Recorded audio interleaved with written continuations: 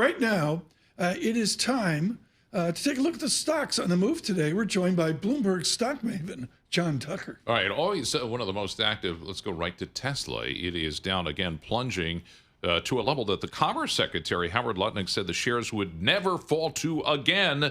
You have Tesla bull Dan Ives. He slashed his price target by 43%.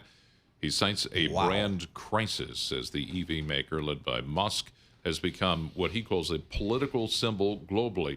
Now, from its peak in December, shares of Tesla, they are down 50%. And since you really want to know about this, rich go, Elon Musk is still the world's richest dude. But since the beginning of the year, he's lost $130 billion. That's real money, John.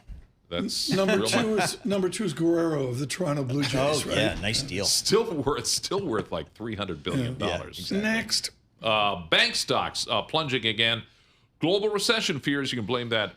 Number of the major banks scheduled to kick off. Are you ready for earnings season? Earnings season kicking off this Paul week. mentioned it today, and I was like, really? Huh? So the banks on Friday, of course, the bank stocks, they plunged Thursday and Friday, with the group having its worst two-day decline since March 2020.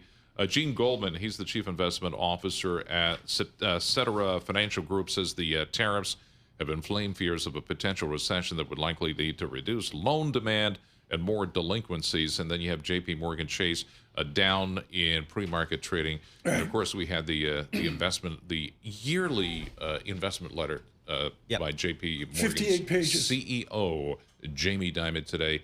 The takeaway, among other things, is he doesn't like tariffs. Right. Yeah, Exactly. he does a 20-year look back. It's a really strong letter, and he's got a whole back end thing on bureaucracy, corporations. That's great. And with that brand new building well. on Park Avenue, you got to wonder, is it going to Mentions be fully occupied? Yeah, they got people all over the city, so they're going to be. You know who has the best view? Priya Misra. Sure. She has She's a views player. like to die for. Yep. Got another one? One more for us. Apple, lower Yes. pre-market to after the iPhone maker declined. They declined 7.3% in Friday's session. Dan Ives, again, he's like all over the place. Cut his price target on the stock to $250 from $325. The market cap sank $443 billion last week. This is the largest weekly market cap decline on record. The stock dropping 13.6% last week.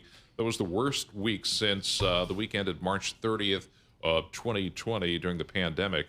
A large majority of course, their products assembled in China, which retaliated Friday to the tariffs. They announced a 34% levy on all imported goods from the United States.